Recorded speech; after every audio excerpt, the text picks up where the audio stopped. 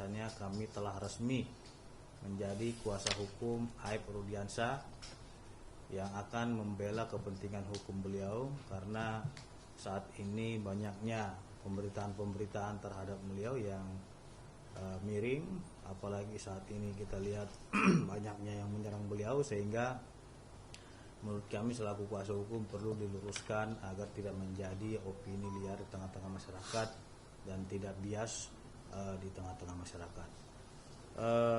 Untuk itu akan satu dijelaskan oleh Ibu Ketua Umum terlebih dahulu ya, baru nanti Bu Indrianti. Waktu dan tempat kami persilakan kepada Ibu Ketua. Terima kasih Pak Ditra Ramadhani sebagai sekjen saya DPP Perhaki. Kami akan sampaikan bahwa mengapa Aib Rudiansyah memerlukan pendamping kuasa hukum, karena Aib telah mendapatkan tekanan-tekanan dan menimbulkan ketakutan dari pemberitaan negatif dan sudah dilaporkan oleh tim dari yang bersama dengan Dede dan kawan-kawan, yang tentunya wajib kita bantu, karena tujuan melaporkan, tujuan mengintimidasi dan mencari-cari seperti seorang buron kepada klien kami ini, tujuannya hanya satu, memaksa agar Aib mencabut keterangannya yang telah dibacakan dalam persidangan di bawah sumpah ya. Dan Aib yakin dan memang itu fakta yang sebenarnya, karena dia bersama-sama dengan Dede. Dan karena itulah kita wajib mempertahankan kebenaran dan keadilan tersebut.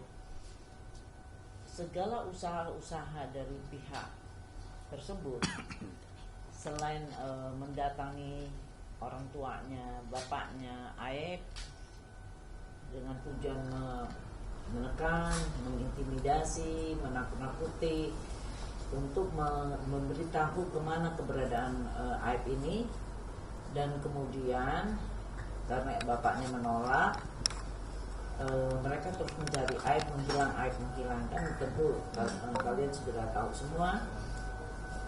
Setelah memberikan kuasa pada kami, ada gerakan yang lebih maju, yaitu pihak mereka mendatangi RT, dan RT ini mempengaruhi pamannya Aib. Dan pada kemarin maghrib bersama pamannya Aib membawa orang tuanya Aib dan sampai ke rumah seseorang yang sudah kami laporkan, lagi dilaporkan oleh kami, dan yang sampai sekarang belum pulang, di mana Aib menjadi stres. Aib berusaha menghubungi WhatsApp orang tersebut, tapi tidak jawab, dan kelihatannya memancing Aib untuk datang dan akan ditekan.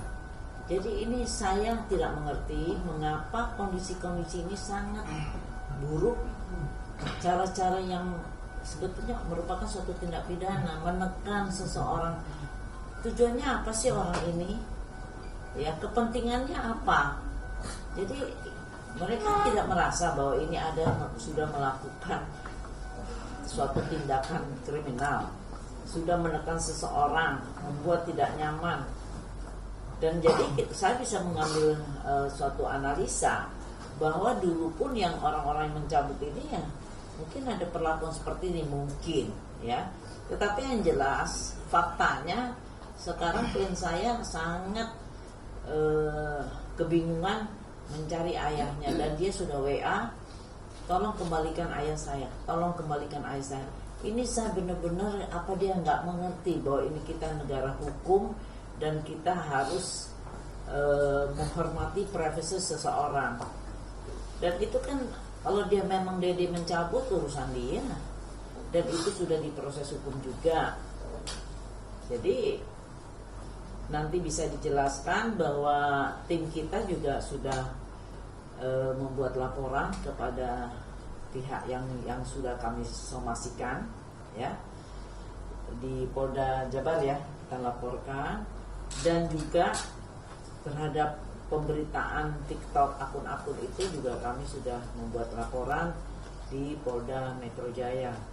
Jadi kita tidak tinggal diam, dan sekarang makin terbuka faktanya bahwa mereka menggunakan cara-cara yang sangat melanggar hukum, ya, juga melakukan pembelaan atau pendampingan kepada kliennya, tetapi untuk mendapatkan novum-novum ini dengan cara ini. Tapi saya tidak tahu siapa yang melakukan ini, siapa yang punya inisiatif.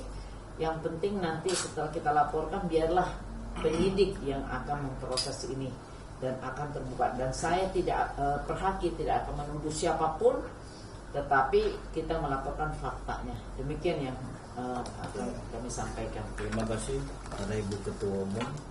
Selanjutnya akan kami berikan kesempatan kepada Dr. Indriati selaku koordinator dalam bidang administrasi.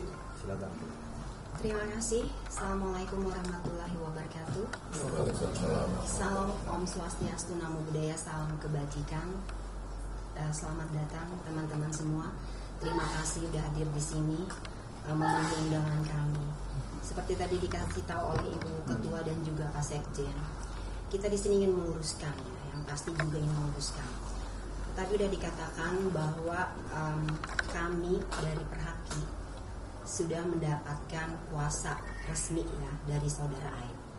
Nah, sebelum saya menjelaskan lebih lanjut, saya ingin mengajak teman-teman semua mungkin yang selama ini tidak terpikir ke arah sana. Selama ini kan pemberitaan itu timpang, ya, baik dengan saksi Aib ini, baik dengan saksi juga Pak Itu Rudiana. Semua medsos kita ini sampai kemarin mungkin ada yang melihat juga, kita dibilang kelompok perkosa, korban dari Saka lah segala macam. Sekarang saya ingin menanya ke teman-teman, tujuan hukum itu sebenarnya apa sih? Diadakannya peradilan buat mengungkap suatu kejahatan itu apa?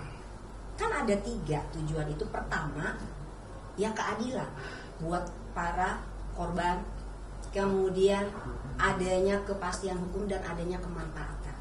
Jadi kita tidak perlu berasumsi, tidak perlu mengarahkan.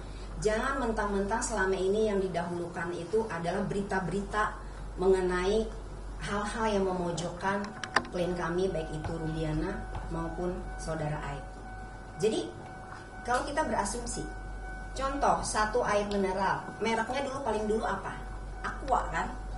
Kalau sekarang kita ke rumah makan manapun orang pasti, saya mau minum Aqua. Padahal merek itu berbeda-beda, ada mineral, ada pit, ada Cleo gitu. Nah, jadi kita ingin meluruskan terkait dengan kesaksian. Bung Dede, Saudara Dede udah mencabut kesaksian. Tapi itu bukan berarti semua itu terus itu digiring bahwa itu ternyata semuanya itu tidak benar. Karena itu kan udah melalui pengujian. Di 242 itu kan udah dijelaskan kalau misalnya orang ini memberikan keterangan palsu, itu kan bisa di-cut saat persidangan. Karena hubungannya itu di 174. Apa itu 174? Hakim bisa melihat kalau misalnya ini keterangan tidak benar. Berarti terdakwa pun bisa intervensi melalui kuasanya. Ini tidak benar. Berarti saya menginginkan orang yang memberi keterangan yang tidak benar itu untuk bisa ditahan juga, gitu. Karena kan ada sanksinya kan kalau memberikan keterangan palsu seperti itu.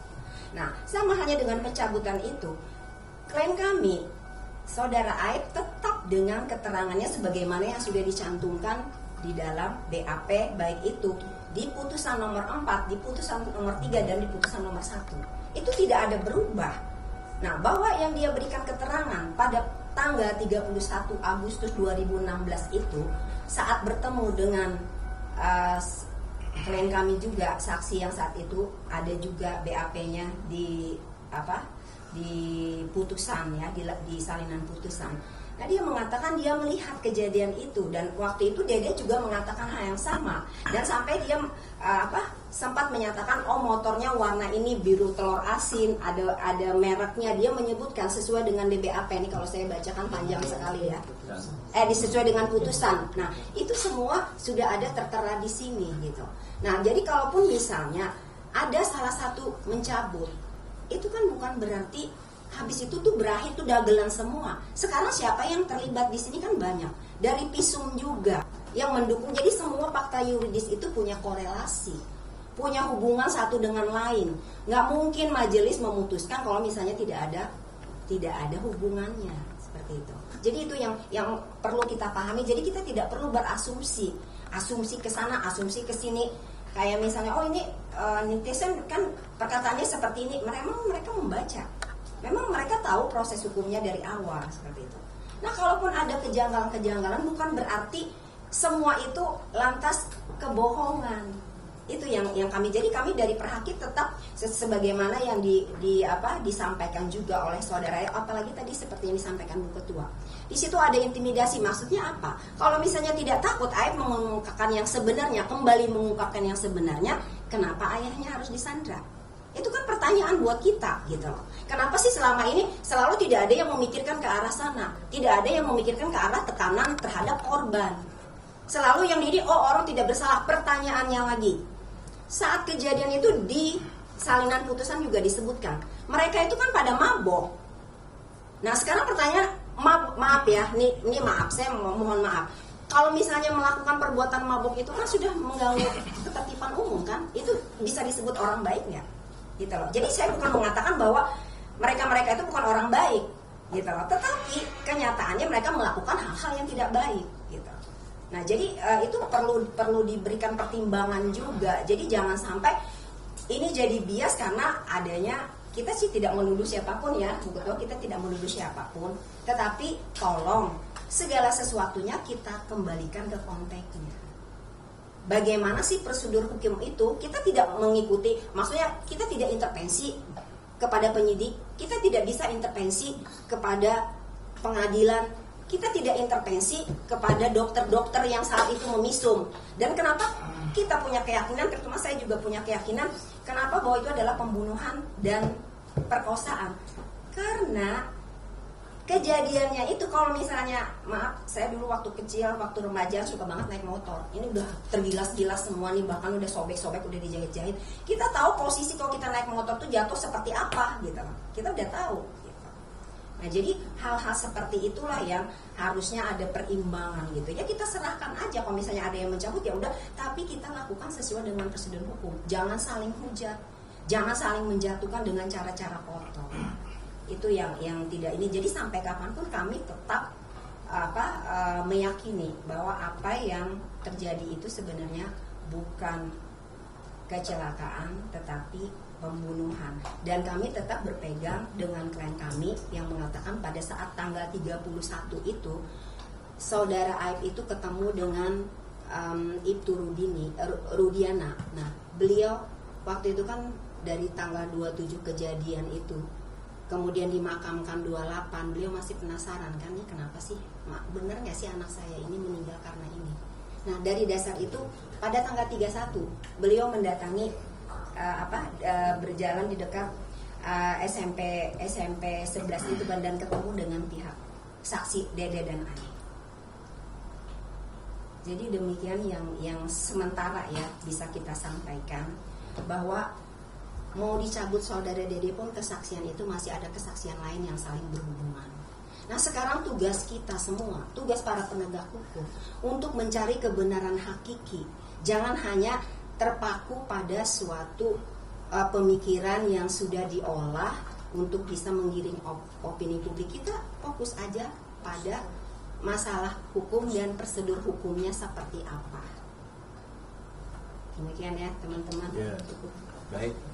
Terima kasih rekan-rekan. Sebenarnya hari ini saya moderator, tapi izinkan saya untuk menambahkan. Nanti pertanyaannya akan saya tampung untuk dijawab oleh pembicara kita hari ini, Bu Indrianti dan Prof. Elsa Sari. Baik rekan-rekan yang kami hormati, yang telah berjuang sekeras mungkin sampai hari ini kita berkumpul bersama di ruang yang berbahagia ini. Perlu rekan-rekan ketahui bahwasanya klien kami hari ini cukup menderita dikarenakan adanya opini-opini liar, opini-opini sesat, bahkan menuduh aib pelakunya. Itu adalah perbuatan fitnah dan penyebaran berita bohong yang harus dilawan oleh penasihat hukum. Kita hari ini sepakat menyerahkan proses hukum ini kepada penegak hukum, dalam hal ini kepolisian, kejaksaan, dan pengadilan. Akan tetapi berdasarkan investigasi yang dilakukan oleh tim pencari fakta DPP Perhaki, kami menemukan adanya pihak-pihak yang melakukan tindakan melebihi penyelidikan yang dilakukan oleh pihak kepolisian, sehingga hal tersebut berpotensi mempengaruhi jalannya proses hukum yang sedang berjalan dengan baik dan adil. Kita sepakat due process of law harus dijunjung dengan setinggi-tingginya di negara hukum yang kita banggakan ini. Saudara-saudara sekalian yang kami hormati, bahwasanya tadi malam saya mendapatkan telepon dari klien kami Aib Rudiansyah pada pukul 21.50 WIB. Beliau menyampaikan kepada saya bahwasanya ada orang tidak dikenal, ya, yang katanya suruhan orang salah satu politikus, sehingga bapaknya ini merasa tertekan dan dibawa informasinya saat ini ke Subang. Dibawa informasinya hari ini sampai ke Subang. Ini kepentingannya apa seperti itu loh? Sampai dibawa-bawa keluarganya. Apa urgensi daripada politisi ini? Dia bukan seorang pengacara, gitu loh. Dan kami lihat dia ini mengumpulkan saksi-saksi, dan bahkan saksi-saksi ini mencabut-cabutin keterangannya. Kita tidak boleh mengintervensi proses hukum yang sedang berjalan dan adil ini. Sekalipun itu presiden, hukum haruslah tegak lurus, karena hukum adalah panglima dan keadilan adalah raja bagi kita semua. Kalau memang hukum bisa diintervensi oleh politisi, hukum bisa diintervensi oleh pejabat, ini akan amburadul penegakan hukum kita ini.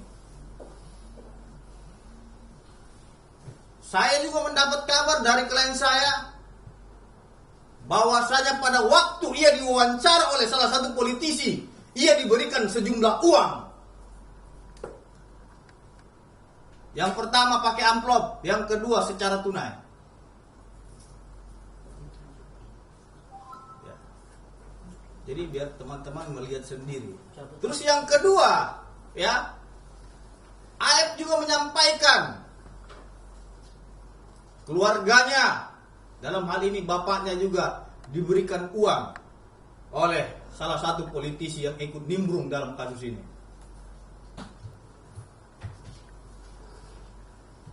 Jadi ini sangat sungguh miris sekali gitu. Apa urgensi dia untuk menunggangi kasus yang sedang berjalan ini dan memberikan uang? Gitu. Saya aja selaku pengacara yang bersangkutan sedikit pun tidak pernah saya berikan uang kepada dia, apalagi kepada keluarganya. Terus rekan-rekan, karena memang ini kami menilai dari DPP Perhaki, ini sudah sangat jauh sekali mereka memasuki ranah hukum dan sudah mencampuri setiap penegakan-penegakan hukum ini, sehingga kami menilai yang bersangkutan telah mengintervensi perkara dan akhirnya kami putuskan untuk membuat laporan polisi terhadap yang bersangkutan. Ini laporan polisinya nih.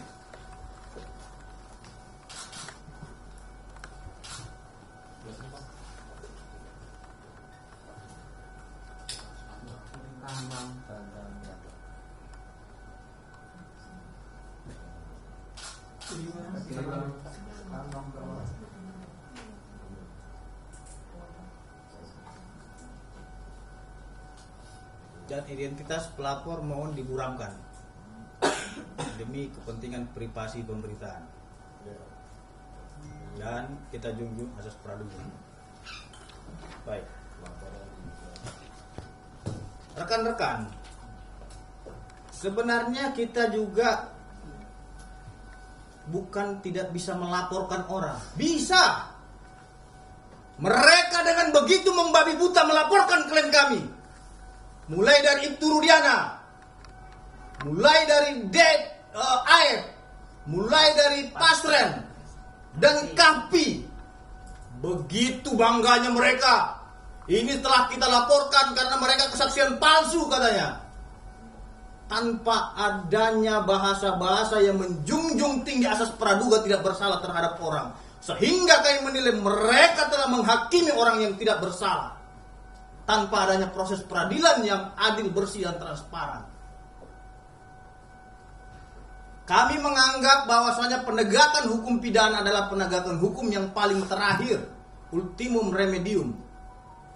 DPP Perhaki sebenarnya mengambil langkah pidana itu adalah langkah paling terakhir.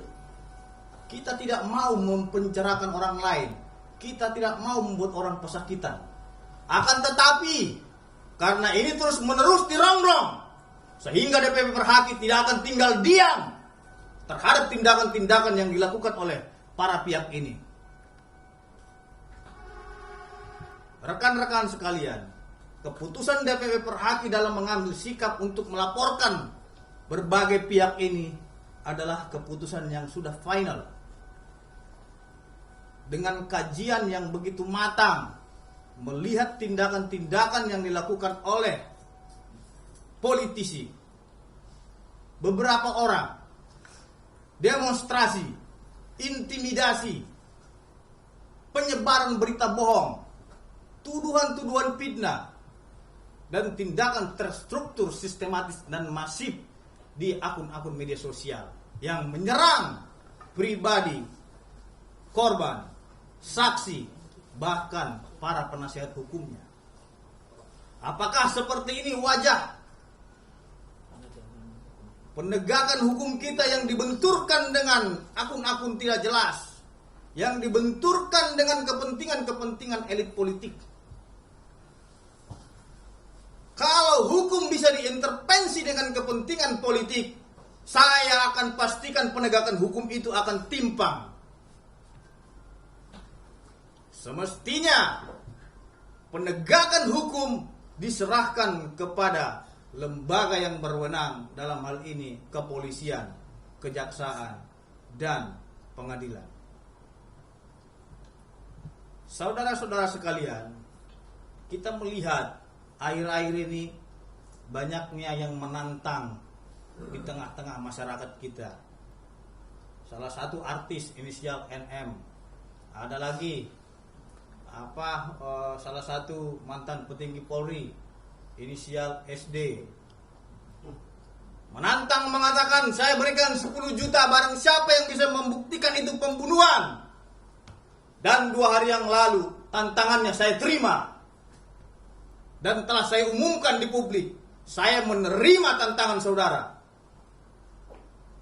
Sampai sekarang tidak ada respon terhadap tantangan tersebut. Kita buktikan mana pembunuhannya. Ayo, tantangan yang serius. Jangan tantang-menantang yang menimbulkan kegaduhan di masyarakat tapi tidak fair. Terus satu lagi mengatakan, barang siapapun yang mengetahui keberadaan Aep akan saya berikan 500 juta. Saya mengetahuinya. Mana 500 jutanya? Biar saya sedekahkan kepada anak yatim di Republik Indonesia ini. Dan saya sumbangkan kepada masjid-masjid untuk memamukkan remaja masjid di Republik Indonesia ini. Mana?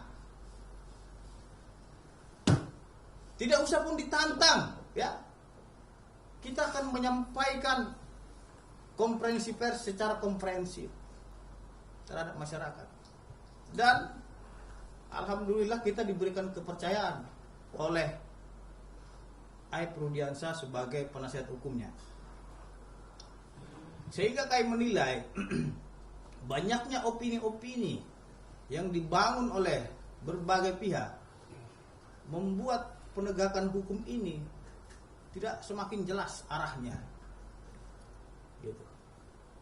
Saya tanya kepada rekan-rekan sekalian, yang menegakkan hukum ini siapa? Ya pihak kepolisian. Adapun bukti, fakta dan data serahkan kepada pihak kepolisian. Bukan buat medsos. Ini ada dikit ini bikin medsos dan lain-lain. Itu namanya trial by the medsos, peradilan media sosial. Yang harus tidak boleh kita jadikan patokan ataupun rujukan. Akan tetapi penegakan hukum yang adil dan fair yang kita lakukan. Terus yang kedua, tuduhan terhadap Aib, ya, yang menyatakan bahwasanya Dede ini menyampaikan Aib itu merekayasa cerita dan mengarah mengikuti kemauannya. Itu tidak benar.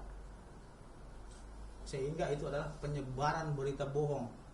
Karena memang tudingan Aib ini kepada Dede ini kepada Aib, sehingga resmi kita lapor ke polisi dengan pasal 28 junto pasal 45 Undang-Undang ITE, menyebarkan berita bohong dengan ancaman pidana di atas 5 tahun. Yang tadi sudah saya sampaikan kepada rekan-rekan sekalian. Jadi teman-teman, saya ingin menyampaikan beberapa hari lalu saya bertemu dengan saudara Aib. Sekaligus saya tanya terhadap beliau, mungkin ini bisa dilihat.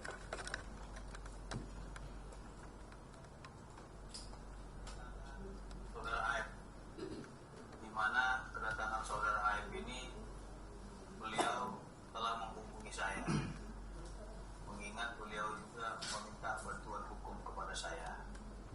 Saudara Aib, apakah kabarnya baik dan sehat? Alhamdulillah Pak, sehat walafiat. Kenapa Aib menemui Fitra Nasution?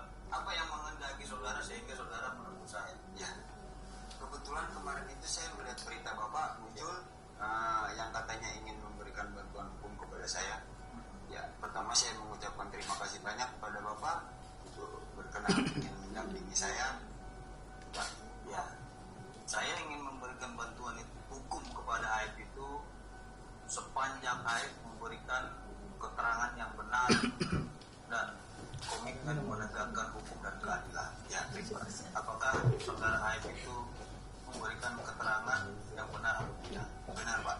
Oke, baik, saudara Aib. Karena memang ini tuduhan-tuduhan itu banyak sekali terhadap diri Aib, ya. Saya juga berterima kasih atas kedatangannya. Ya, tentunya ini saya hargai upaya Aib untuk menghubungi saya. Tentunya saya berterima kasih atas upaya yang saudara lakukan.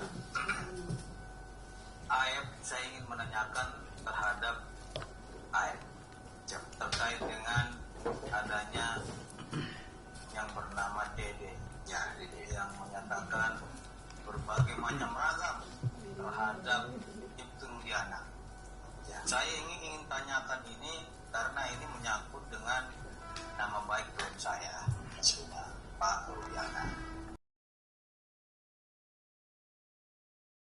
Dede itu menuding aku disuruh oleh Rudiana untuk menjadi saksi dan dibuat konsep oleh Pak Rudiana sehingga dia mengikuti atas arahan Rudiana. Apakah itu benar? Nah, itu semua tidak benar Pak. Tidak benar ya? Tidak benar Pak. Oke. Kenapa itu tidak benar? Apa yang mendasari sehingga itu tidak benar menurut saudara?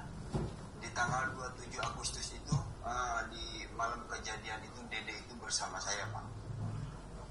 Jadi itu nggak ada yang namanya di setting sama Pak Rudiana, disuruh sama Pak Rudiana, itu nggak ada Pak. Itu sudah dari kepribadian saya sendiri Pak. Apa yang saya tahu saya ucapkan di situ Pak. Oke. Ini saya dengar informasinya katanya tanggal 31 Agustus itu bahwasanya tidak ketemu dengan Rudiana, benar nggak itu? Tidak, benar Pak. Jadi tanggal 31 Agustus itu Aib sama Dede ada ya? Ada Pak, ada. Di mana Aib dan Dede pada tanggal 27 Agustus, 31 Agustus? 31 Agustus itu saya di Polres Pak. Ya, gitu. Saya dipanggil ke Polres untuk dimintai keterangan di situ Pak oleh penyidik. Saya ingin tanya kepada Aib itu sekali lagi, apakah benar Bapak Rudiana itu menjemput saudara Dede ini agar dimintai keterangan, dan di dalam mobil katanya diarahkan oleh Bapak Rudiana agar dia menjelaskan ada aksi lempar-lemparan, kejar batu, ada pemukulan bambu dan lain sebagainya macamnya. Itu keterangan si Dede ini benar nggak itu? Tidak benar Pak, Rudiana. Keterangan si Dede itu tidak benar Pak. Tidak benar ya? Ya. Sama sekali Pak Rudiana tidak benar. tidak pernah menjemput dia ya? Tidak pernah Pak. Nah, dan tidak pernah Pak Rudiana mengarahkan dia ya? Tidak pernah Pak. Oke. Nah, satu lagi, saya dengar itu saudara Aib kata dia saudara Aib itu meminta dia untuk mengantar ke Polsek atau Polres kan gitu. Nah, terus tiba-tiba sampai di Polsek kamu jadi saksi gitu tadi gitu. Tidak benar itu Nah, juga Pak. nanti kamu ikuti saya aja. Nanti kamu bilang begini. Jadi dia mengikuti Aib dan Rudiana katanya. Benar nggak itu? Tidak benar Pak. Itu semua bohong Pak. Jadi nggak benar bahwasanya Aib mengarahkan Dede ini untuk memberikan keterangan ya? Tidak benar Pak. Nah, pada waktu malam 27 Agustus 2016 itu Dede melihat nggak itu pelemparan itu dan kejar-kejaran itu? Melihat Pak. Melihat ya? Jadi di tanggal 27 Agustus itu Dede itu bersama saya Pak. Jam 10 malam itu saya kebetulan di rokok sama beliau Pak. Kenapa kata dia tidak melihat? Sekarang dia bilang tidak melihat adanya aksi kejar-kejaran. Nah di situ makanya saya sempat bingung juga sama Dede. Kok dia bisa berubah keterangan pas ketemu Dede Mulyadi. Padahal beberapa bulan yang lalu itu dia sempat pernah diperiksa juga Pak di Polres Karawang. Itu oleh dari Kapolda juga, cuman diperiksanya di Polres Karawang Pak. Itu keterangan dia itu sama kayak yang dulu Pak. Jadi pas ketemu Kang Dede Mulyadi ini Pak, dia merubah keterangan Pak. Makanya saya bingung, kayak seperti ada sesuatu gitu Pak. Ini di Polres Karawang dia terkait apa dia sehingga dipanggil Polres Karawang? Kebetulan yang manggil bukan dari Polres Karawang Pak, yang manggil dari Polda, cuman ininya di Polres Karawang. Jadi sekalian jemput saya di Cikarang gitu Pak. Kebetulan kan tadinya kan saya mau dimintai keterangan juga di sana, tadinya mau di Cikarang. Kebetulan di Cikarang banyak gitu Pak. Jadi digeser lah, dipindah di Polres Karawang gitu Pak. Terkait apa dia dipanggil yang saudara ketahui? Ya terkait kejadian 2016 Pak. Soal keterangan Dede sama saya gitu. Oke. Hanya ada satu kata, lawan. Jadi teman-teman, itu tadi keterangan daripada Dede. Ya mungkin rekan kita ini karena terlalu semangat ingin menegakkan keadilan sehingga dia Jadi kaget ya, kita hormati dan hargai itu.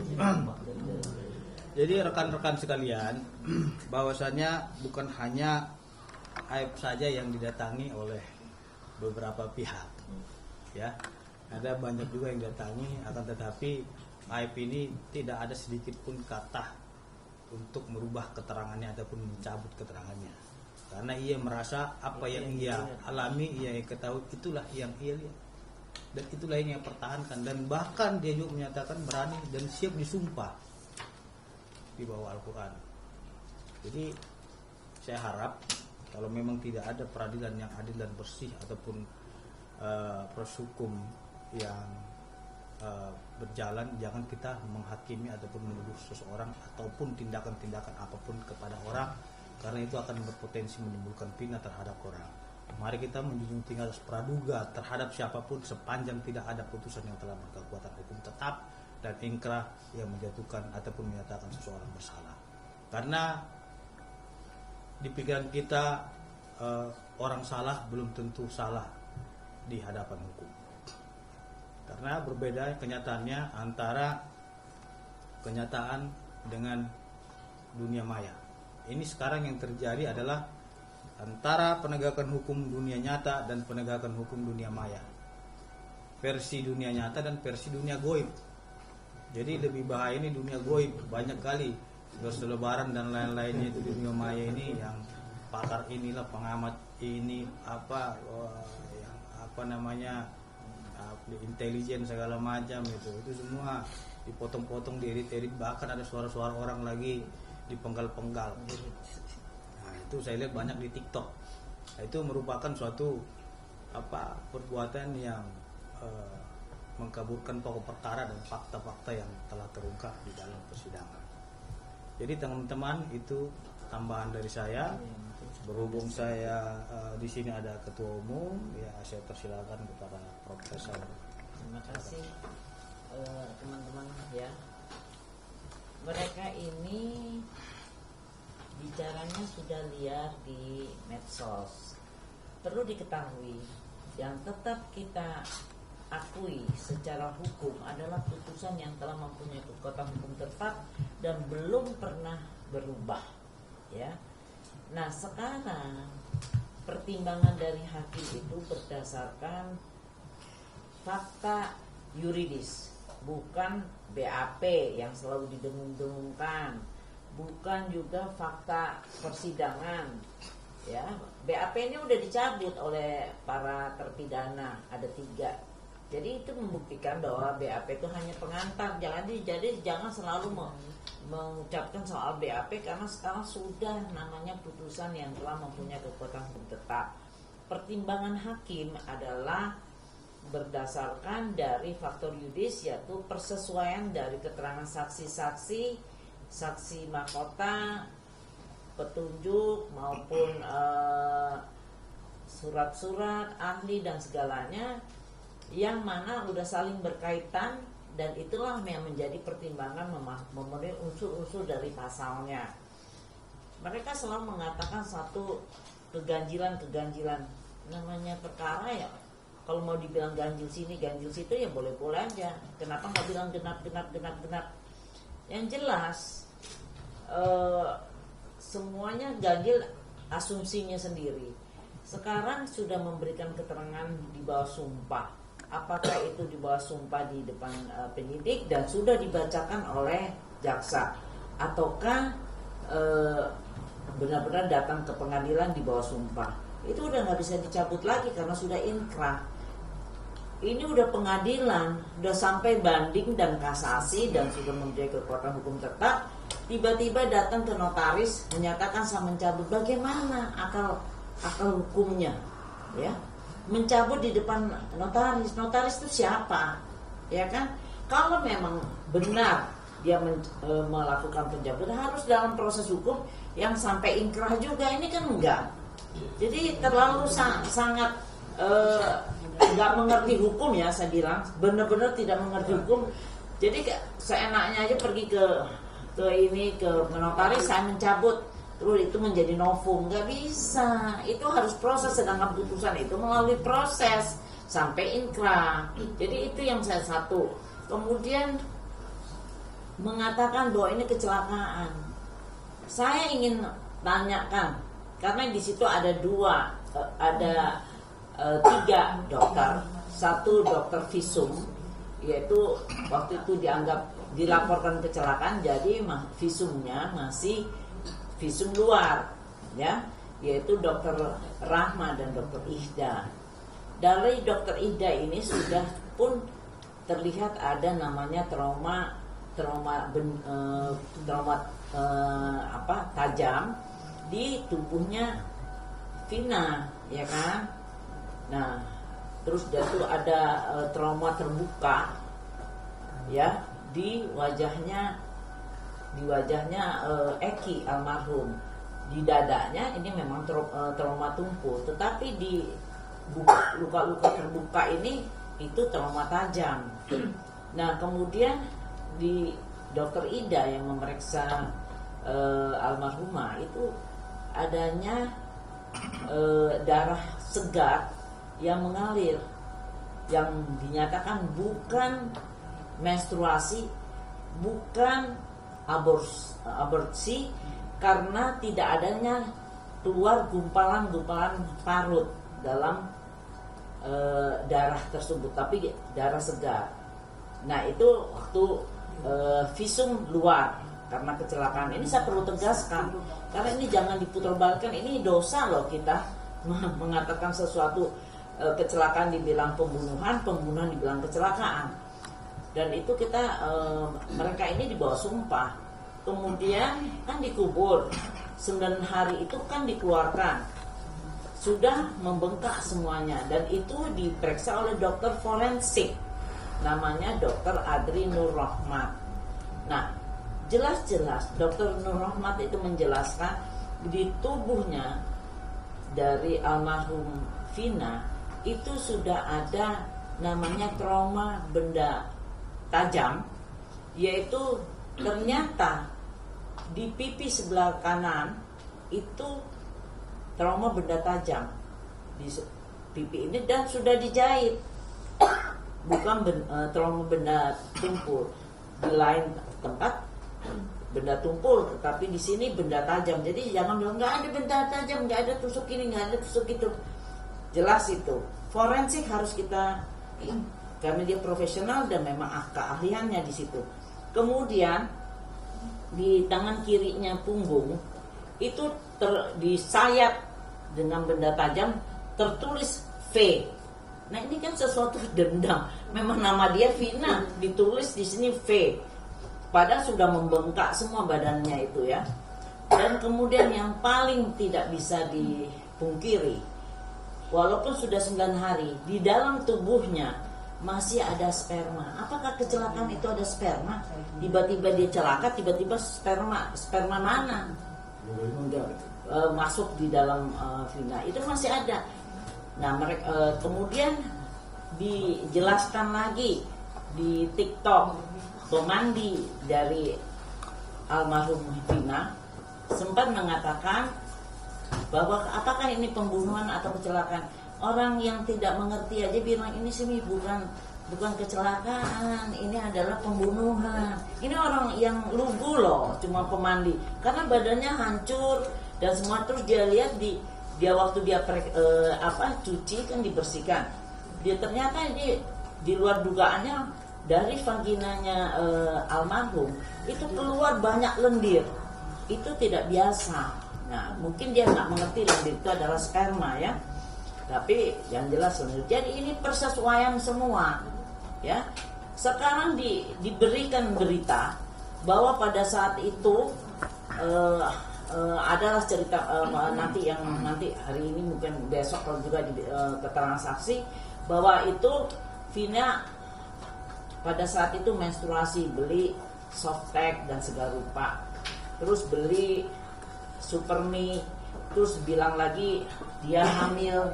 Ini benar-benar fitnah yang keji. Ini almarhumah loh, kita harus hormati ya. Orang yang korban masih kita fitnah.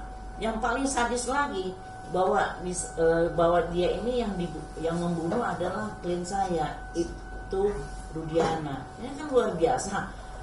Dan kemudian kalau dicek lagi, kalau memang ada sperma, berarti spermanya almarhum Eki. Kan luar biasa. Kayak gini-gini tolonglah jangan dikembangkan, itu tidak masuk akal. Tapi ini ternyata mereka mengajukan di persidangan. Dan saya tegaskan persesuaian ini, hakim tidak mungkin salah di dalam hal ini. Hakim ini memeriksa dari tiga tingkat. Tingkat pertama, banding dan kasasi. Masa hakim itu profesional? Ya, masa hakim itu bisa bilang salah semua? Dan itu diperiksa dengan teliti. Saksi acatnya ada, saksi yang memberatkan, saksi adecatnya pun juga dipertimbangkan. Nah itulah yang ditolak. Terus pemukulan dia juga diperiksa, verbalisan pun dipanggil. Jadi tidak ada lagi kesempatan apapun, dan sampai gerasi mereka menyatakan minta ampun dan mengakui kesalahan. Nah sekarang tiba-tiba ada politikus ini tiba-tiba ada ide untuk mencabut-cabut karena dia mungkin ngerti hukum SH tapi kan nggak praktek hukum, sehingga dia pikir dengan mencabut aja di jalanan itu bisa merubah kondisi dan itu bisa menjadi suatu novum. Jadi iya justru itu dan kita dengar sendiri Aib mengatakan bahwa sampai di BAP terakhir itu masih keterangan yang sama. Mungkin nggak tahu kenapa dia berubah ya setelah ketemu politikus itulah itu yang nanti kita proses hukum. Jadi tolong saya tegaskan sekali lagi bahwa ini bukanlah kecelakaan tetapi adalah pembunuhan dan pemerkosaan dan terbukti ahli forensik mengatakan ada sperma di tubuhnya almarhum Vina. Itu yang tidak bisa dipungkirin apapun. Yang lain-lain bolehlah berdalih kanan kiri, tapi semuanya kembali lagi kepada Allah. Karena ini pidana adalah kebenaran material dan kita kembali kepada Allah Subhanahu wa taala. Janganlah berbuat apalagi ini sudah korban, sudah meninggal dunia, kasihanilah keluarganya dan juga hakim memberikan keputusan berdasarkan keyakinannya dan berdasarkan ketuhanan yang Maha Esa. Itu yang paling dipegang. Ya. Ada tambah lagi? Baik, rekan-rekan yang kami hormati.